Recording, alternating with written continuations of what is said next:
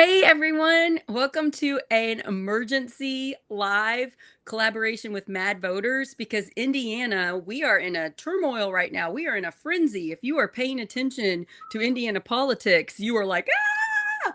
And I couldn't sleep last night because of this thing, gerrymandering. We've got the Vice President of the United States, JD Vance, supposedly coming to Indiana tomorrow, Thursday, August 7th, to help push more gerrymandering on Indiana so that Democrats would lose more seats and basically make it so that we the people of Indiana, have less power, and the people that are in charge, the money people, the current government will have more power. And we're going to break down, what does this mean? Because I have a lot of questions. Like, is this illegal?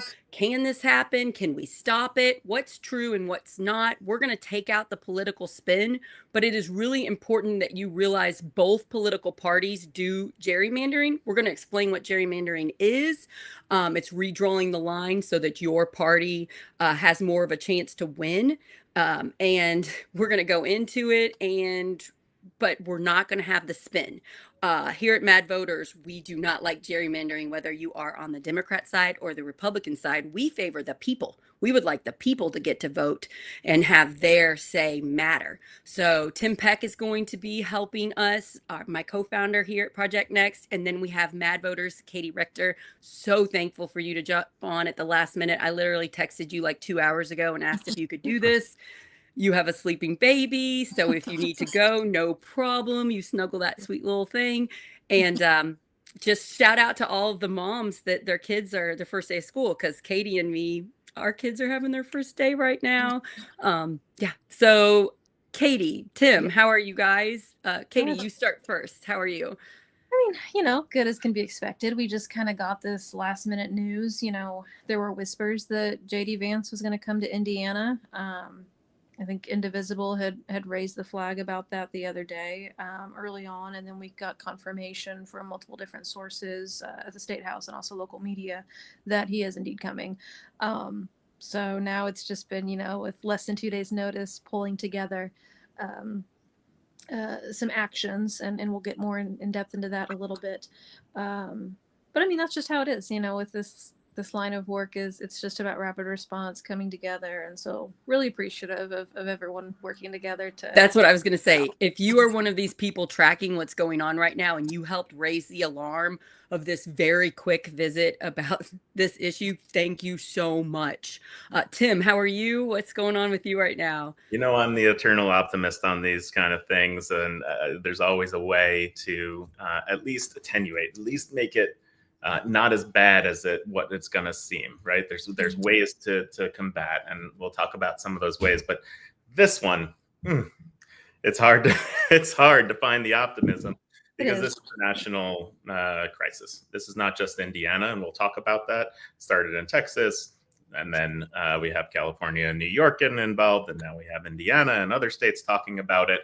But backing up a little bit, this is about voter suppression as a whole. Mm-hmm. Gerrymandering is one way to suppress the vote. So I'm excited to get into gerrymandering, but remember, it's about making sure that people don't have a voice. Mm-hmm. And that's what gerrymandering is. So whoever's doing it, whether you're Democrat, Republican or not, it's wrong.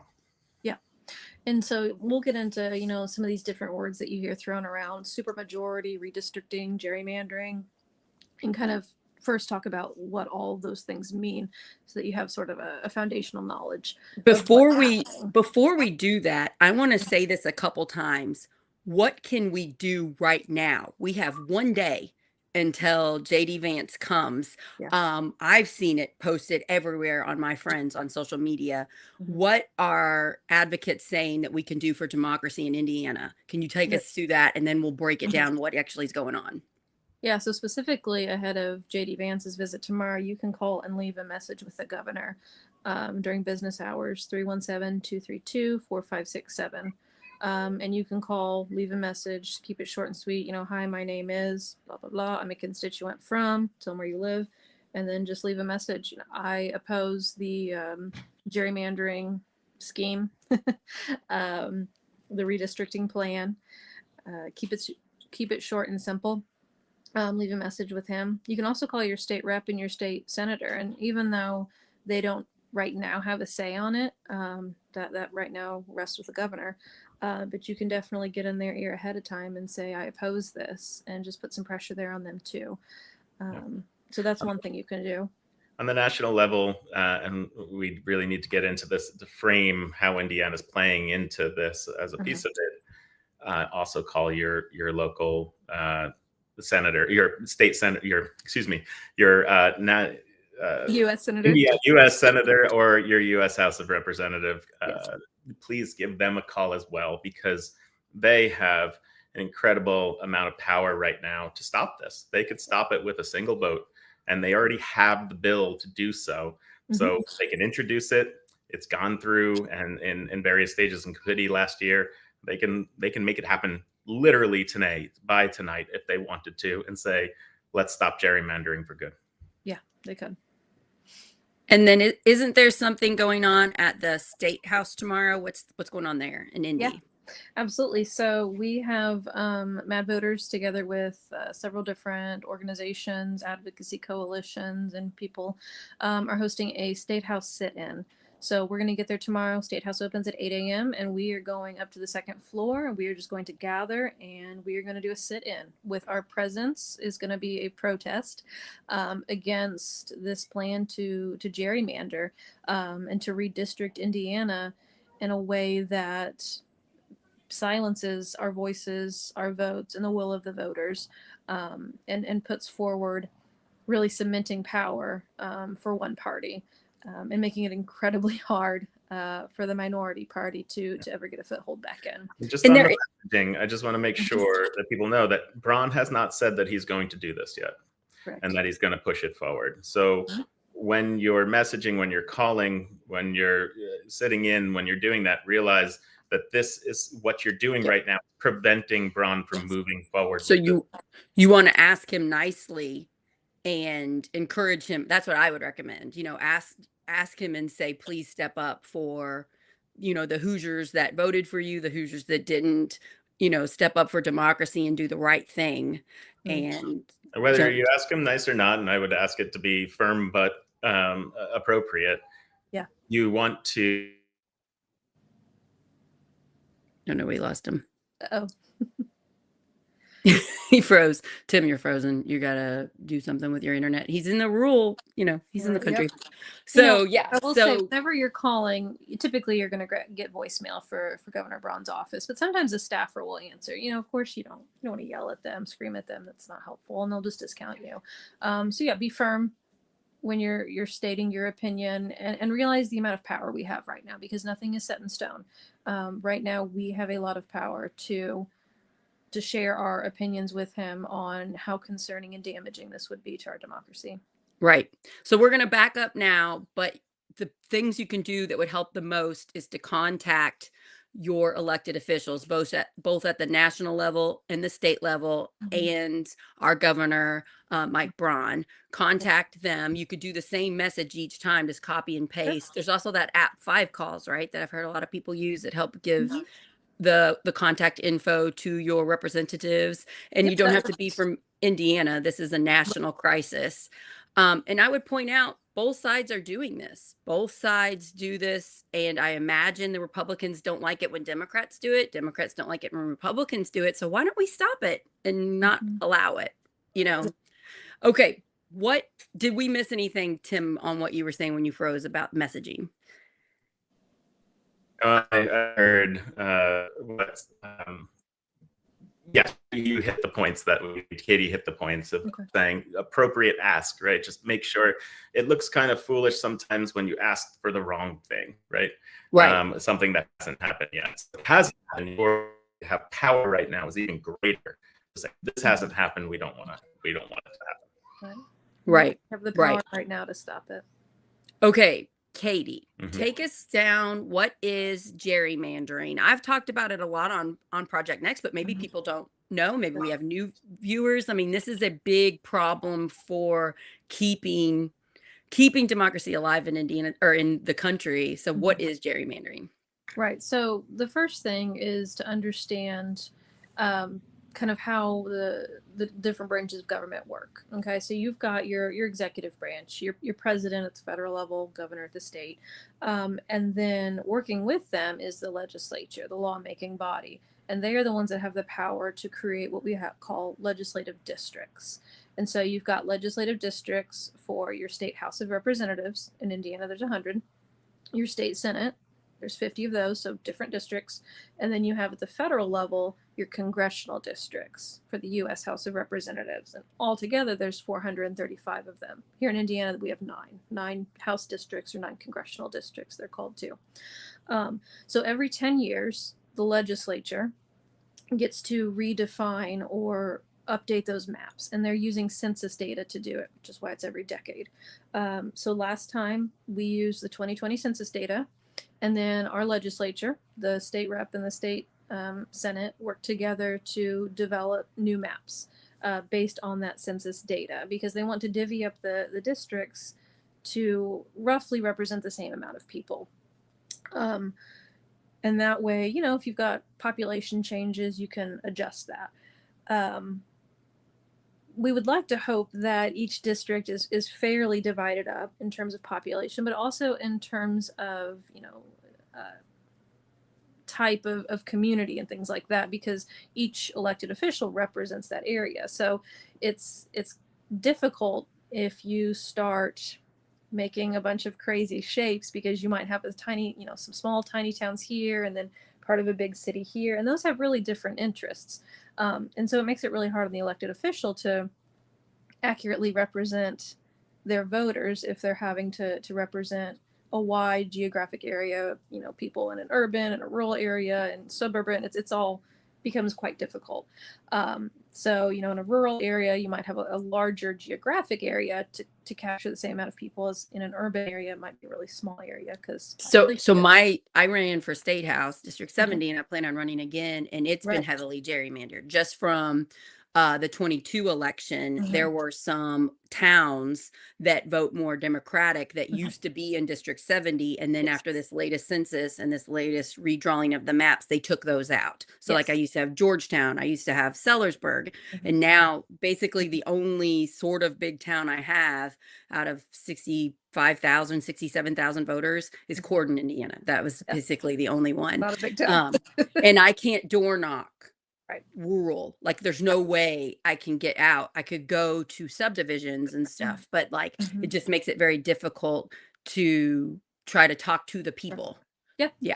And so when you're dividing up districts in a weird way like that, you might have across the street a different district, because when they're gerrymandering, partisan gerrymandering, they're seeking to try and either break up certain voting blocks, or to combine them, so that they'll say, okay, well, that one's just it's gonna be a strong R or strong D, Republican or Democrat, depending on who's in charge. So we're gonna just try and pack those together so that there's a few of them, rather than having more of them to influence, because the ruling party, the majority party, gets to oversee and control this redistricting process. So they're seeking, when they're doing it the wrong way, they're seeking to try and minimize the power and influence of that minority party. So here's the problem. So gerrymandering's already the problem. We've had it happen for a while. Republicans and Democrats both do it after the census every 10 years. So we just had one in 2020, and then the redrawing happens in 21. The next one would be the census in 2030, and then the redistricting in 2031. This is the problem. They're trying to do this right now in 2025, in the middle of it, when we're not supposed to be having any redistricting. So that's why we're all having the alarm bells, the panic. That's why I couldn't sleep last night. This is not normal. We normally do not do these things.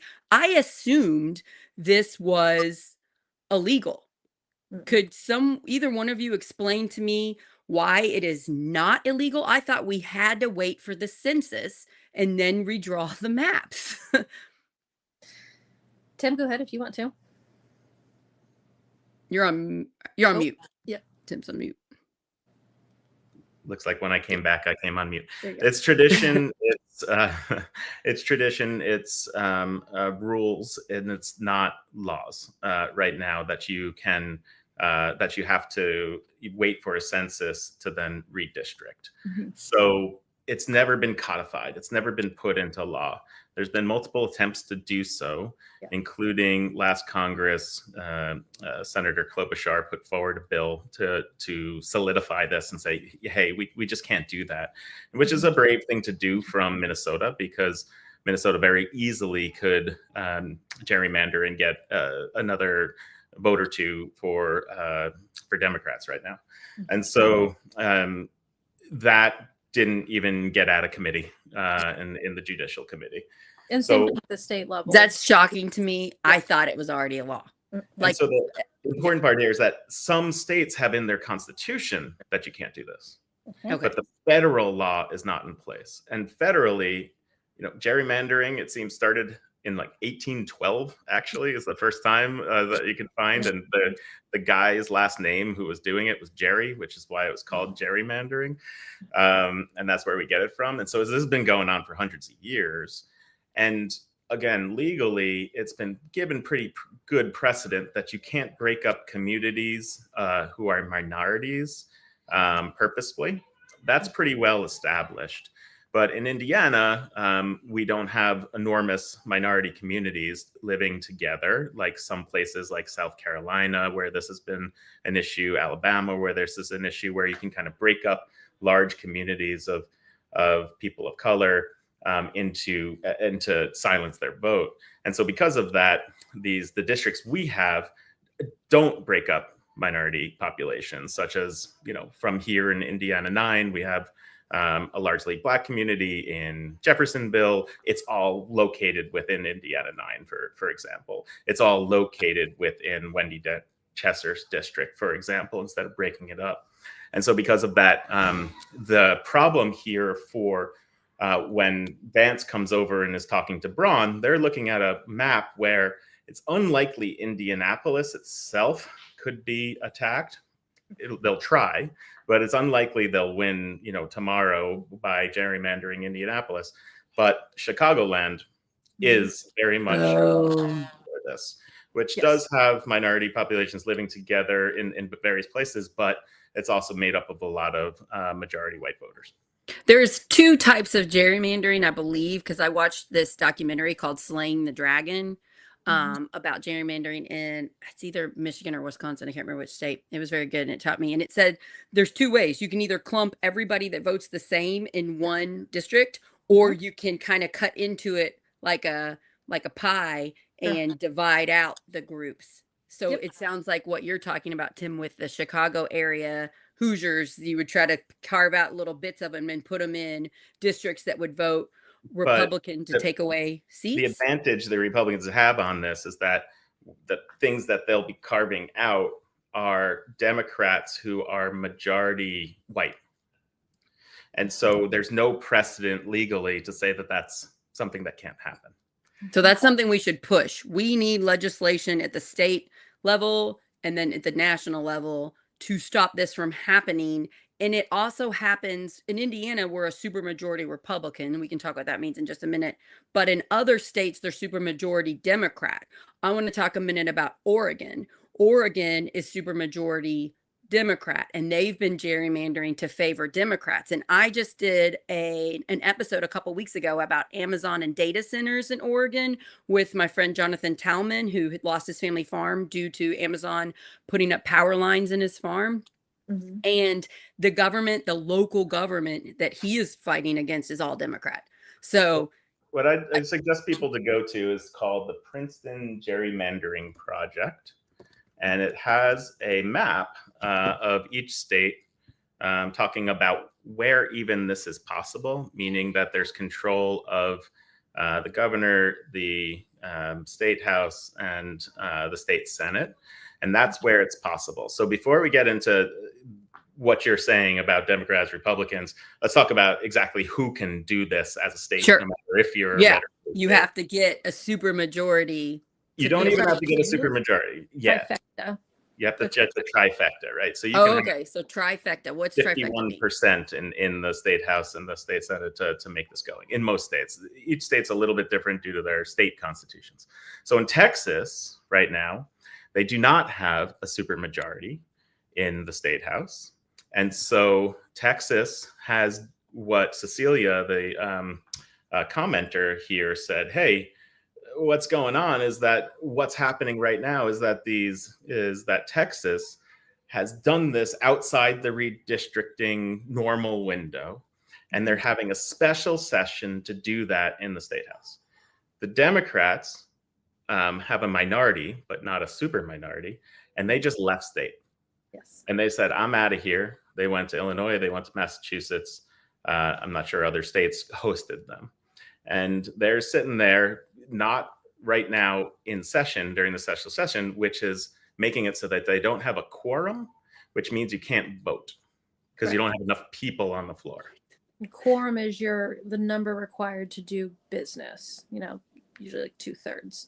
So this works in states with a minority, not a super minority. We can talk about that in a second. But Indiana does not have that capability because we have a super minority. So if everybody left and went over to Illinois on the other side of the border, the Republicans would just get together and vote, and they'd win, X to 0. So we can get the worst of the worst stuff passed in special sessions. Then it seems like it's a loophole. And that's what would happen here. And then it'll certainly be sued and go to Supreme Court, et cetera. But that is what would be the roadmap. Again, Braun hasn't committed to it, but that would be the roadmap to go forward. So if you're an Indiana Republican and you voted straight party ticket Republican and you're hearing this and you're alarmed, what should you do? Because these are the people that really are super important to saving Indiana. These Hoosier Republicans that want democracy, that want we the people to be in charge of our government. What message do we have for them? Because it's hard to hear that Republicans are doing this. Even though we say in other places Democrats do it too, what can we tell them to do? What should they do? I mean, they can contact their legislators just like anybody else and say, this is not what I voted for. I voted for my voice to be heard. Yes. And gerrymandering takes your voice away no matter which way it is. Right? You're suppressing a vote and you're making it harder to actually express yourself. So let's talk about too, with this, to redraw these districts, there would need to be a special legislative session. So the legislative session typically runs in early spring, starts in January, runs through April or May, depending on the year. And that's when they can pass laws. So being outside that window, Mike Braun would have to call a special session. Now, each legislator gets paid $196 per day, per diem. Okay, $196 a day times 150 state legislators means that taxpayers are going to be paying about $30,000 every single day for a special session. For this gerrymander issue, to see if they can suppress our vote even more. Yes, not counting. Good news just keeps coming, Kaitie. Not counting, reimbursements and operating costs and staffing and things like that. So that's another important talking point, regardless of your political affiliation. But especially from those for whom, responsible stewardship of tax dollars is a really important issue. $30,000 a day in taxpayer dollars for them. And I'm pretty sure those Republican people, the governor, the lieutenant governor, the secretary of state, the attorney general, they're going around to Republican events across the state, including one in Floyd County not too long ago, saying they are for fiscal conservatism, saying that we all need to cut costs and be very aware. Because I'm friends with Jason Kerberg, the Republican sheriff, and he was at one of these events, and he told me what they said, and he was all for it. And I was like, but do you realize they're not doing that? They're just saying they are, right? Yeah. This is an example of that. Correct. Yeah, absolutely. They passed the abortion ban in 2022 in a couple of weeks. Again, that was at the cost of about $30,000 every day to taxpayers for them to do that. And so same thing with gerrymandering. They would come in and they would write the law to approve it, or the policy to approve it. And this, so that's, if I may, this last session that we just had other ways of suppressing votes that were put Sure. through, including and suppressing you as a voter. One big way is the term, Kaitie, if you remember, intrastate rules in some way, which allows the state to trump what a city does. So basically, it says if you're in Bloomington and you're the city of Bloomington, you can't put landlord rules, for instance, that are more strict than what the state has, or a lot of that pushing of local control. Yeah, you can't raise your minimum wage beyond what the state has, even though we are very low in minimum wage. So it sounds like our state has really got involved in our cities and trying to take control. And what that does is makes it, if you're all of a sudden you can't have landlord control, you can't have minimum wage, you now made it a place where young people, it's hard to stay in that city, right? Even though they're attracted to that. And it makes it so that you're dispersing voters all about the state and leaving the state. I want to talk about a great comment that just popped up from Julie. She said, where are the Democratic groups in Indy that I can join? There are tons of them, Julie. Thank you for asking. I would first follow MadVoters. Follow MadVoters. You can go to their website and sign up for their newsletter. They're on Facebook, they're on Instagram, they're on TikTok.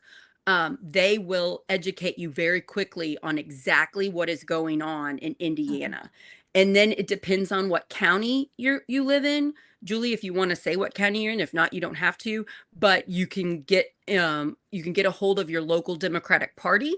And depending on how well organized they are, you can jump on board and help them. If you were in Harrison County, you would come to our next meeting and we would very quickly see what you want to do to help, and we would have you help us. And then there's so many great groups. There's women voters, what is it called? There's all these caucuses, there's all these groups, there's Indivisible, there's all kinds of stuff. Kaitie, do you want to add to this what Julie could do? Yeah. So you've got there's a lot of options. You can support your local political party. You can support your local candidate. We don't have elections this year, but they're in 2026. And so you'll see a lot of candidates are already announcing. Fantastic if you can connect with those candidates who really connect, that you connect with on the issues, donate to them directly. You can plug into your local county political party. You can get involved with different organizations, MadVoters, ACLU, Indivisible, League of Women Voters, Women for Change. There's tons of groups around. There's Run for Something. Yep. Yeah, those groups are a nonpartisan organization, and MadVoters is no different. MadVoters, it stands for Mutually Assured Democracy. It's this idea that we work together for the betterment of our state and for our democracy. And so it's leading with values and these common themes of freedom and democracy and truth. These are things that we can all come together on. So regardless of our political affiliation, we all should respect and honor this idea of freedom, right? And having the choice to make our own personal decisions, and the importance of democracy and respecting our voices and the voices of the people, and truth, coming together to understand some things are true and then some things are just propaganda. These are common values that together we can build a coalition. And if you're a Republican, go to your Republican Party. We need great candidates on both sides running. So, please go to your Republican Party and see if they will welcome you. See if you can get on the ballot there. See if you can let people know what's going on. What I find in my county is the elected officials, most of my neighbors, have no clue what's happening in Indiana. They sort of know what's happening nationally, but they're not really in tune like some of us are about state stuff or county stuff. So yeah, if you are a Republican, go out to your Republican, reach out to your county Republicans and your Republican caucuses and things and get involved. We need you in Indiana. So your comment here that you put up, which I wrote into Google Princeton Gerrymandering Project, there gets into Democratic states that have gerrymandered as well. And so you want to maintain a fair message here and make sure we have all the facts. And so This is on princeton.edu. It's just gerrymander.princeton.edu, and shows that there are a lot of states that are well positioned for gerrymandering at the federal level, if you're looking at this. So Indiana's green, which means right now we're not that badly gerrymandered on a federal level. Wow. On a state level, that's a different story. It's Yes, a and very a different specific story. example I want to give for that too. What's that? You want to what? Yeah, give us an example. Yeah, go for it. Example. Okay, Yes, please, so the city of Elkhart. Okay, so you've got your different branches of government, and they all kind of echo each other. So at the city level, you've got your mayor, who's the executive, and then you've got your council, your city council, that's your legislative branch, basically.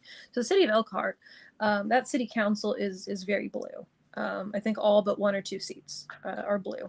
Okay, at the state level, though, because the way the districts have been drawn, and we talked about how they sort of, piece them off, they carve off so that you're essentially diluting the vote, diluting the voice of the people.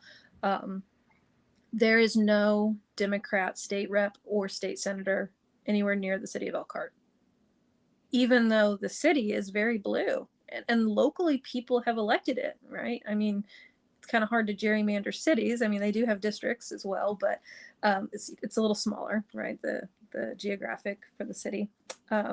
So the city of Elkhart, very blue, city council, very blue. You would think that would follow then to the state level, and that the city of Elkhart would also, for the state level, have a little bit of blue representation too, but that's not the case because it's been gerrymandered, and they've cut that up in such a way that rather than just putting the city of Elkhart together in one district, they've cut it up. And so now all of a sudden there is no blue voice or Democrat voice at the state level for the city of Elkhart. And that's the case in a lot of these cities as well. And so if you live in Elkhart, you should realize your vote is being suppressed. Your vote is being suppressed at the state level. Yeah. And then things have been made so that the cities have less authority to do what they want to do in their own cities. Yeah. And we need to change that. That's why we're having this episode. Do you want to hear, Kaitie, a crazy example of gerrymandering in Corden? Yeah. So after the census, and we were getting ready to have in 22, we were getting ready to have town council elections for Corden Town Council. Yeah. Our local Republican officials redrew the maps so specifically. What they did was they looked at the address of every single leader Democrat in Corden. Wow. And they redrew the district so that every single one of them was in the same district. So only one of them could run. Right. And so we wouldn't have enough Democrat candidates to run for town council in Corden. Right now we have 0 Democrat town council members in Corden. And just a few years ago, we used to have them. So if you look at the map of Corden and the districts, they make no sense until you plug in the addresses of the leader Democrats, and then you're like, oh, that's why they did that. And they gave up. They gave a fake reason to the commissioners of Harrison County and the county council for why they were doing that, and they just blindly accepted their reasons, and so it passed. So it's sort of wild. Back to the drama happening at the federal level and how Indiana plays into that. So what happened is the first shot was thrown by Texas, as we talked about, saying we're going to go outside of the normal census patterns. We're going to call a special session, and we're going to gerrymander in such a way that we get 4, at least maybe 5 seats for the Republicans coming up in this next election. And so if you look at this map on gerrymanderprinceton.edu, if you're looking at it here, Texas is already red. It's already gerrymandered pretty badly, but it's a huge state. And so they are able to get that. So what I want to say is, look at New York there. New York is green. It is not gerrymandered currently. And so New York said, hey, we're not gerrymandered currently, but we could be. Texas, if you do this and you get 4 or 5 seats, we'll do it easily and get 4 or 5 seats, maybe more. So, let's play chicken. Are you really going to do it? We'll do it. And then California, which is, yellow, not red, said, we'll do it. And we could probably get 3, if not 4, if not 5 seats as well. What are you going to do about that? And so then Trump asked Vance to come over here and say, okay, Indiana, you're green. Can we make it so that we can get some seats out of you? Yeah, Indiana can get one, definitely get one, maybe get 2 seats, right? And so this battle is going to continue on any state that you see that's green or yellow that also has the trifecta that we talked about. That's going to be where all these battles are. And so it's terrible, but my hope for this not going forward is that it becomes a nuclear arms race where all of these states, right, have, and they say, okay, at the end, everyone's gonna do this, and then they say, okay, this is the shared mutual destruction. We're not gonna go forward with it. So hopefully that will happen. Yeah, it's incredibly expensive. You know, we talked about, you know, the first congressional district there up in Northwest Indiana. Could they potentially also carve up District 7, which is most of Marion County? Yeah, they could, but it would be a lot harder. The voter density in terms of Democrat versus Republican voters, it's much more strongly Democrat, whereas that Northwest Indiana is lean Democrat. But then we can also talk about the 5th congressional district. So this is one, it is currently held by a Republican, has been held by a Republican, but it is trending more and more blue. And this actually, Hamilton County, you know, Fishers, Noblesville, Carmel, they made headlines just before this last election. The news analysts were calling it the bellwether of the country to kind of see what happened. And we saw some dramatic gains in Democrat voters there. And so that's the other thing that could happen is they could come in and redraw that district and carve out and give some of the more suburban blue areas of Hamilton County back down to the area in Indy. They could put that back together with the 7th, and then they'd have to sort of carve out a little bit more so that they didn't go too big in terms of population, because again, you want the populations to be similar. But they could put some of the other Indy suburbs out to a different district. So you're saying a congressional race that's coming up soon that Democrats have a chance to flip. This gerrymandering could prevent that. Oh, sure. Yeah. It's a flippable race. And Project Next has been covering the District 5 race because we have a primary. Jackson Franklin was just on the show on Saturday at the protest I was at, and he's running for the Democrat spot in this race. So this could affect his chances if he wins the primary. This is scary to me because this is a very exciting race to follow, and I have a lot of hope for that race. The other thing that you asked, what can we do? And what we could do today, and we talked about that a bit, and your voices can be really loud right now and really strong because nothing's happened yet. Right. Nothing's happened yet. We haven't lost it yet. And so one thing is vote. And that sounds a little bit trite, like, oh, just vote. Indiana could be blue across almost all of its congressional districts next year if you just voted, because Indiana is 50th in voting in the country in terms of turnout. People don't show up. If Democrats, progressives, moderates, disenfranchised Republicans show up, we win. It's that easy and that hard. But don't you talk to voters all the time that are Democrat, Tim, that have lost hope and they stopped voting a while ago in Indiana, and you're like, no, we need you to do it. We got to build. Right. It's the loss of hope we've had in this state. And that's kind of what the other side, the people in power, they kind of want us to feel that way. They want us to feel hopeless, like there's nothing we can do. And I see that a lot with younger people. They feel like, why even bother to get engaged? Nobody's listening to us. And that's what voter suppression is about. And, you know, gerrymandering, again, is one egregious way of doing that. Another is our straight party ticket voting that we have in Indiana. We're one of, correct me if I'm wrong, Kaitie, either 7 states. I think it's 7. 6 or 7 states that straight party. Has straight party ticket voting. So you go in and you vote for Trump, you pull down, and now you've voted for every Republican, whether you know who they are or not, if they're a good person or not, whether they've taken money from bribes or not, whether they've, done the same thing. And as well as on the Democrat side, you go in and you vote for Harris and you pull down and you vote for all these people that you have no idea if they're going to represent you well or not. And so they might be aligned with you on paper because they have the same, they have a D or an R next to their name, but you don't know if they're actually what they're in it for, etc. So it forces you to vote down ballot votes, whether you know about that race or not. Mm-hmm.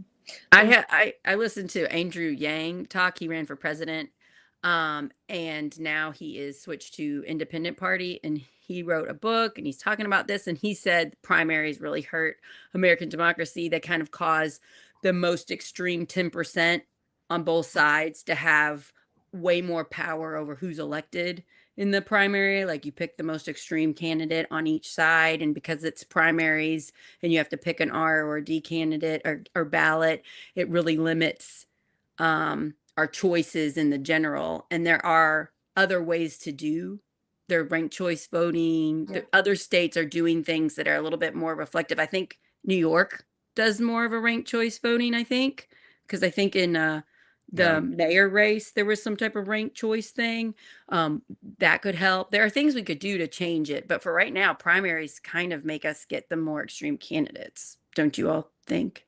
I mean, we're seeing that after the big, beautiful bill. Anyone who stood up for it in the Republican Party, most people who stood up for the Republican Party, Tom Tillis, is now not doing a primary because they're not even running. They're just not running because Trump said, I'm going to get people to primary against you. We'll support them and we'll get you out. Even though Tillis would probably win an election in a landslide in North Carolina, where he represents, after just voting against the big, beautiful bill, because he'd get all Democrats and a lot of Republicans who respect that.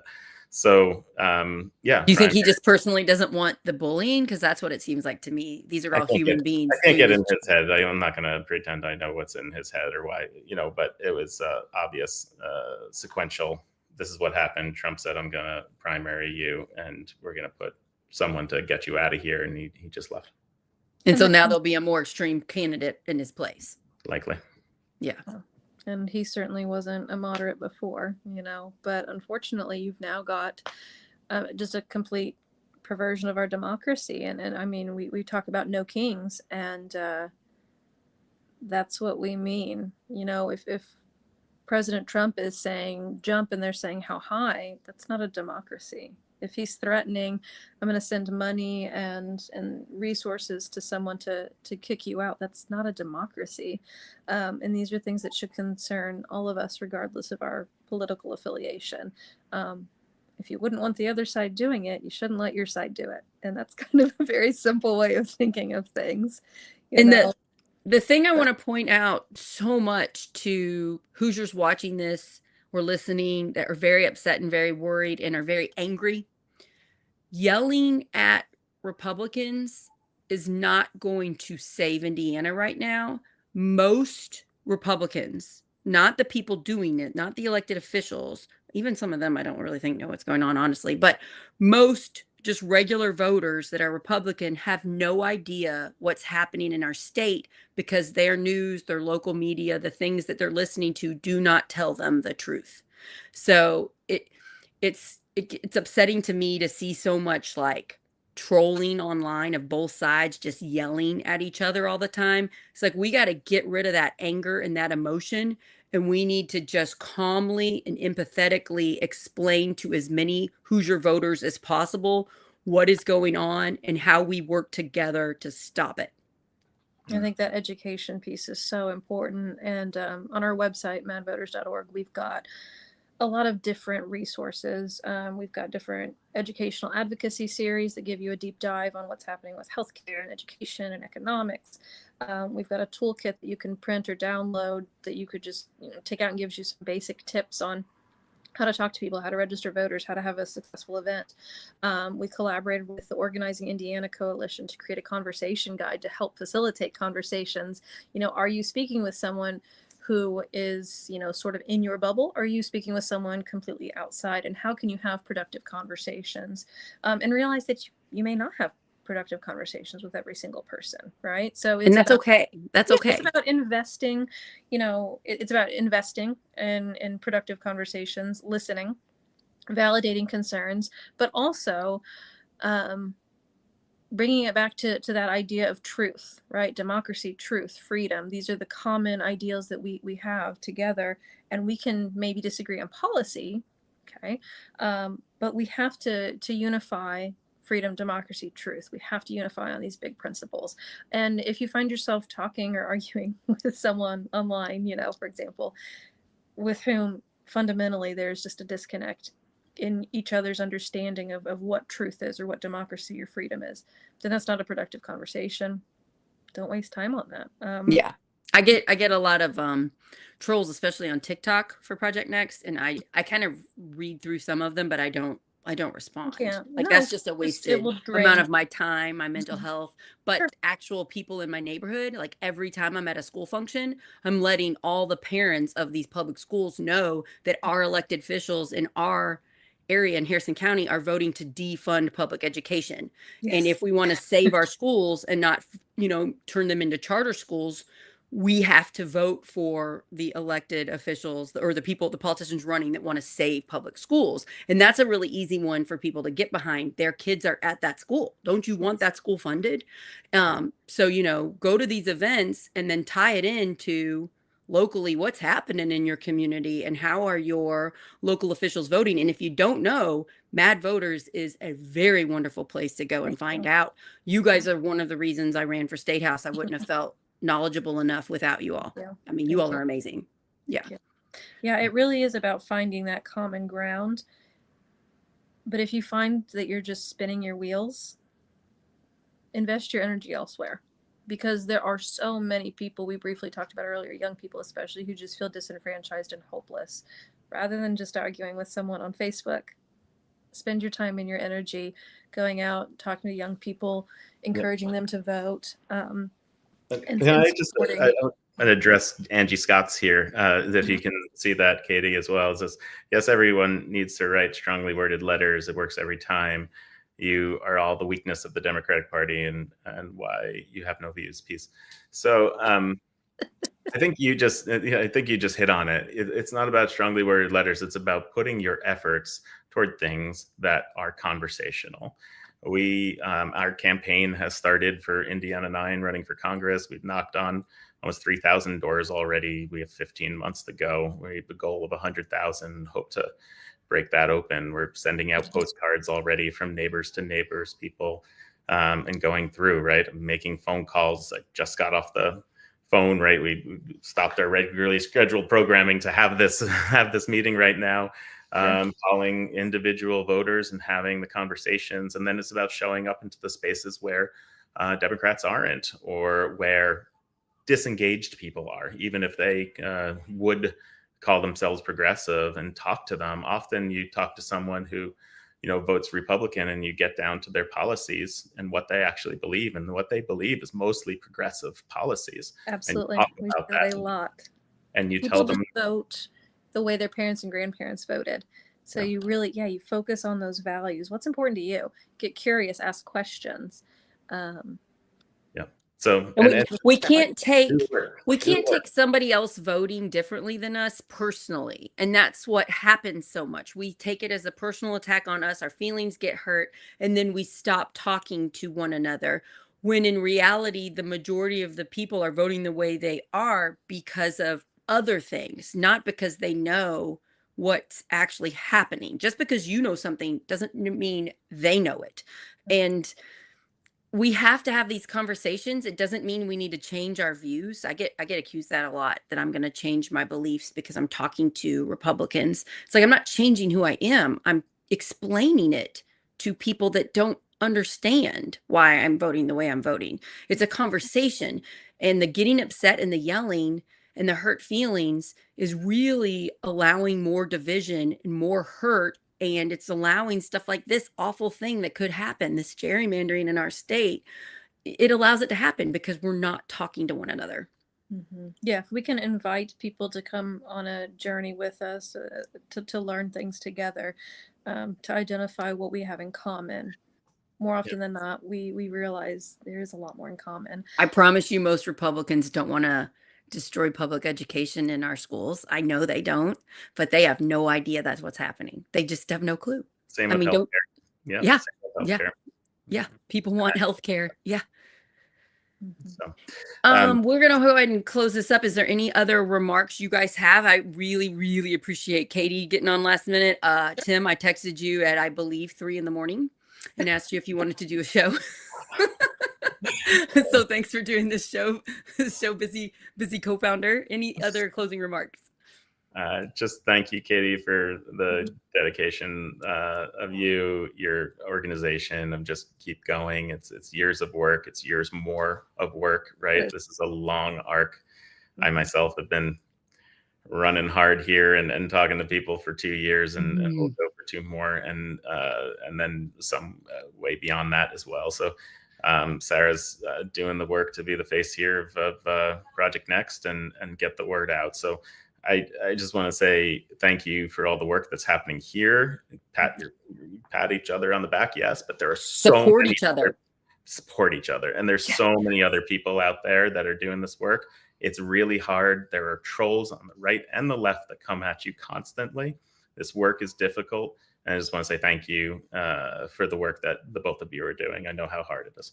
Shout out to Zeke on YouTube for all the amazing comments. I've been reading all of them. Thank you. Really good points on everything you're saying. So thanks for the live voters. Please pump this stuff out, you guys. Pump out Project Next. We're an independent media company. We just got started in December.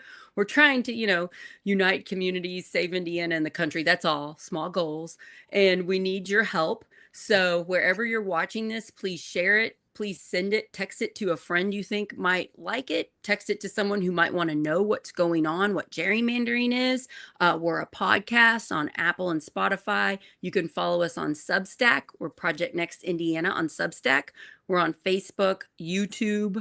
If you'll please subscribe. And we're on TikTok and Instagram. And then you can always comment. Your comments go to me. I see them and I will try to respond. If it's a troll comment, I will probably move on for my mental health, just so you know. But feel free to put them if it makes you feel better. And MadVoters, you all rock. Kelly DeLong, shout out. Love you, my friend. I could not do what I'm doing without all of the thousands of people fighting for Indiana. You guys are amazing. Tim, thanks for running for Congress again and being my co-founder. And I'm just, I really need you all right now because this stuff is scary. And I really try to stay positive. And if this gets stopped, I'm going to feel a lot better. So let's do our part. Nothing's happened yet. Let's do everything we can to stop it. Let's stop the war of the red versus the blue gerrymandering, and let's just not mess with it in the middle of we're not at a census redistricting year. Let's just not mess with it. And maybe we could pass some laws to stop this because that would help everybody. Yeah. Sure. Okay. Bye, everybody. Please share and have a wonderful day and fight in Indiana tomorrow. What time does it start at the State House, Kaitie? We're going to have folks there at 8 when the State House opens, and then we're going to be there as long as it takes. So anytime during the day, during the working hour, 8 to like 5 or if it's open longer? Yeah, I mean, the State House closes at 5:30. We don't know what time Vice President Vance will be meeting with Governor Braun to discuss this potential redistricting scheme. We probably won't know the time, just for security's sake. I doubt that they will disclose that. Yeah, that makes sense.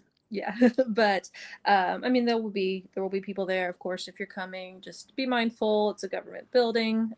Secret Service will be there. We are there to sit in, to protest nonviolently.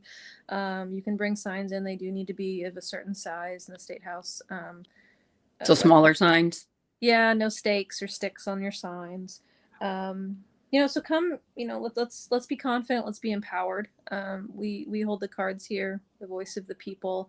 Gerrymandering and manipulating the votes is not popular for any political affiliation. Yeah. So let's lead with that. We are in the right here in terms of what we want. We want the voice of the people to be respected. That is the moral high ground there. Yeah. We can work together and stop this. Everybody contact all of your state people, the governor of Indiana, nationally, your people, and let's let them know we do not want gerrymandering. We want our vote to matter. Yeah. Yes, Thanks, absolutely. everybody. Thank you, Kaitie. Thanks for Thank the you, Tim. opportunity. I appreciate it. All Bye, right. guys. Thank Please you. share. Share. Let's get this out.